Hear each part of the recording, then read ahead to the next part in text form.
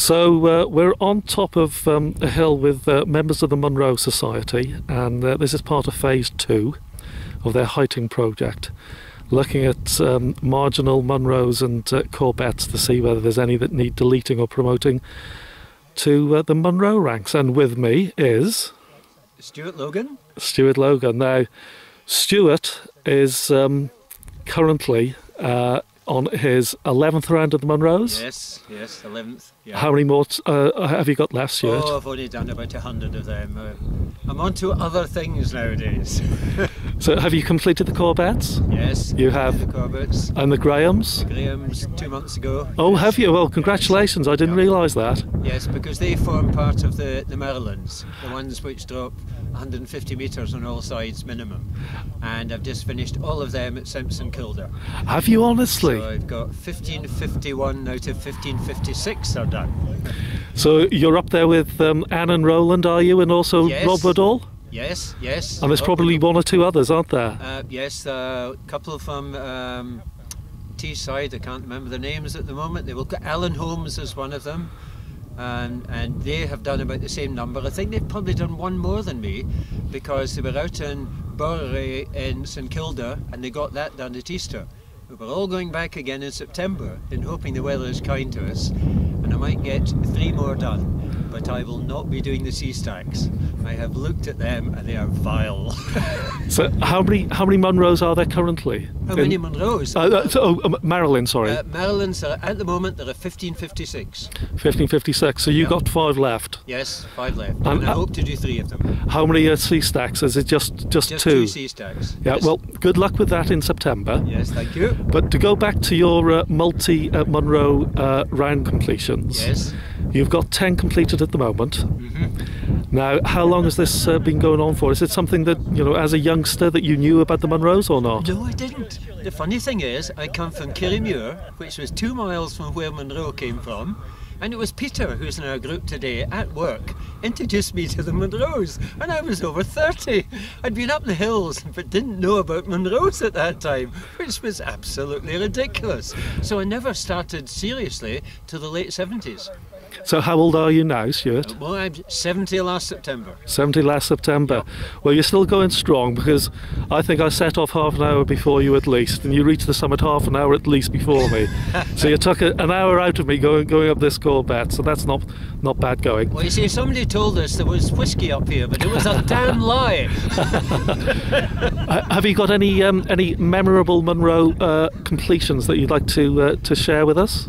Any completion? Well, the first is always the best. Yeah. I mean, because it's the only time you can do it for the first time. And I had 30 people up Benmore and Mull, and 3 of us finished on the same time. At the same time, one of them had done all the Munros except for one many years before, and said he wasn't going to be a Munro bagger. So the other 2 of us very naughtily left Donald's last one till our last one, and he couldn't resist the temptation to come up with us. So that was in 1981, and 25 years later, what was that, 2006, I organised the 3 of us to go up with about half the people who'd been there 25 years before. So we did the same hill by the same route 25 years to the day later. It was absolutely fantastic. You know, and you can never better the first time. You know, after the first time, well, I think most people feel they've got to go on to something like the Choire-bheithes, because it's a bit of a letdown after that. Suddenly this thing you've been striving for years is finished, you know. And I've got that feeling a little bit at the moment with the Myrddyn, because I've only got 5 of them to go, and so I'm desperately thinking, what am I going to do now? Well, I can recommend the Welsh 2,000 footers, Stewart. Well, I've only done the Welsh 2,000 foot Myrddyn, but yeah, there are an awful lot more than 2,000 footers than that. But hopefully I will get kinder weather than the weather I had last year when I was in mid and North Wales. It was terrible. I know you were telling me earlier on about going up Moel Shebel, just up above Capel Cerrig. Yes. It's around 2,800 foot, I think, Marilyn there. Yes. You said the weather conditions were quite abysmal. And if I'd gone up the evening before, I would easily have done it in beautiful weather. But I stopped in the Place Brennan car park, It was lashing rain. By the time I went to the back of the car to get my boots out, I was soaked. But it was my last day. I had to be home that night, so I had no choice. Now, to go back to multi-completions of the Munros, Yes. I believe there's very, very few people that have completed more than 7 rounds. Yes, I think there's now Robin Howie, I think, might have done 8 rounds. Hamish Brown has done 7. And this chap I've never met, Steve Fallon, I believe has done 13 now. But the one claim to fame I've got is I was the first to reach 10, and I was the only one who did them in the same century as Robertson, the first person to do them. Is that A.E. Robertson, is it? Robertson, yes. Yes. He finished in, God, was it 1901 or something like that? And I finished in the same century, 31st December 1999. 70 people in the top of Schiehallion. 70 people. That's pretty good. And lots of drink. Well, I've completed the Welsh 2,000 footers on 16 separate occasions, and 16 occasions. 16 occasions. Yep. I'm planning to finish on my 17th round later this summer. Yes. And that's equivalent in height climbed and distance walked to 5 rounds of the Munros. So that's my little claim to Is it? fame. Ah, Peter Yes. said you thought you were saying that 5 rounds of them was the same as 5 rounds of the Munros. And I No, said, no. not sure about that. No, but, it's about 3.5 rounds of the Welsh 2,000 footers, roughly equivalent to 1 round of the Munros. But so I think your achievement of 10 is absolutely phenomenal.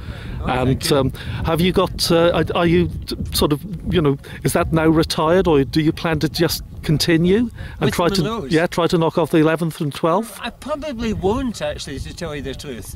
I mean, I did the tops at the same time as the Munros, but then I realised when I got onto these Marylands, there are lots of other places, maybe a bit lower, but areas of the country I had never seen.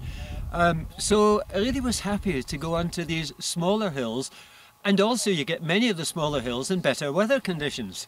So, I still go up the Munros, but I wouldn't go out of my way to them anymore. Having been up 10 times, I feel, I've seen them enough. I want to see other bits of the country. Now, are you also interested? Obviously, you've achieved an awful lot with the Marilyn list, Alan Dawson's list. Yep. But Mark Jackson has compiled various 30-metre prominence lists. Oh. He's almost completed the whole of Britain now, Yes. up on the RHB website. But he's also completed quite an interesting list called the Humps, those with 100-metre prominence. Yes. Yep. Now, obviously, all the Marilyns are part of the Humps. Yes. But are you interested, or have you started Well, bagging Humps or not? No, I haven't really gotten it. What I have started looking at is the so-called sub-Marilyns, the ones with a drop of between 140 and 150 metres, because you surveyors are liable to be pushing a few of them up to the Marilyn level. And I've been told we really should go for the ones which are between 147 and 149 metres of drop, because they could well become Marilyns when they're resurveyed. So that's the ones I'm concentrating on at the moment. Now, between 147 and 150 metres, I've only got about 30 to do, which sounds simple. But they're as widespread as all 1,500 of the Marilyns.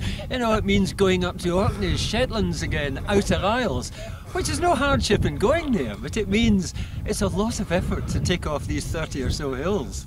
It's a fine list, isn't it, the Marilyns? It is. It's something when it first came out. I can remember seeing the book on a bookshelf in a walking shop up at Betsacoid in North Wales. Yep. And I picked it up and looked, and I love sort of looking at old sort of hill lists and how they've evolved to the new ones and the various criterion that comes out. And extremely good hill list, the Marilyns. Now, concerning this hill, Stewart, now we're up with members of the Munro Society today, aren't we? Yes. And there's I paid my sub, so I'm a member as well. Well, I feel a bit of an imposter today, because every single person here has completed a Munro round, Yes. and I've probably only ever been up about 6 or 7 of the things. Yep. Now, we've got the current president with us today, haven't we, Ian Robertson? Yes, yes. And I hope to have a little interview with Ian later on, and I believe he's and various colleagues have started off on a heighting project. Now, the hill that we're up today is only 913 metres on the map. Yes. Now, obviously, we have to wait for the processed information from the data that John and Graham is collecting. Now, you may have a major problem, because If this turns out that it should be over 914.4 metres, Yes. it will be classified via the official recognition of the OS and the SMC as being the latest Munro. Yes. How many times, Stewart, have you been of it? This is only my second time up. So, do you plan to visit another eight times over the next year or so, or not? I don't know actually, because what they actually say when you're doing the Munros, you should do the list that is current when you're finishing. And although it is logical to go on and do any other additions, you're still counted as a Munroist if you've done the list that was active when you finished. So I think I would still get away with saying I've done 10 rounds, even though I don't come up this one another 8 times. But I mean, it's a lovely area, the Rough Bounds. I'd still love to come back again, but whether I'll come back 8 times to go up it is pretty unlikely, I think. Now, I don't know much about Scotland, unfortunately. You mentioned the area that we're in, the Rough Bounds. Now, Yes. the area is known as Well, the Rough Bounds of Knoydart. Knoydart, Yes. and it's quite fantastic, isn't it? There's more rock than grass sticking out of the hillsides. They really are fantastic hills. Do you think it's up there in the top sort of 3 or 5 most scenic and sort of rugged and wild areas in Scotland? Well, the areas my top areas, I think, are Torridon and the Cuillins, because I like a bit of relatively easy scrambling as well. Now, you don't get so much scrambling in these areas. You know, although it's quite rocky, it's in the main quite easy rock stuff to get through. But things like the Torridons, going along Leogach or Benet, or going along the Cuillin Ridge, that is something else, and they're my favourites. They definitely are. Well, Stewart, I've got 13 minutes time that I can record, and it's just coming up to 12 minutes. So many thanks. It's been highly interesting speaking to you, and it's been fantastic meeting you as well. So I'm just going to close this off now. We can go back to the rest of the gang. And we'll be in the pub tonight. So Stewart Logan, multi-Munro round completer. Cheers, many thanks. Thank you. Bye.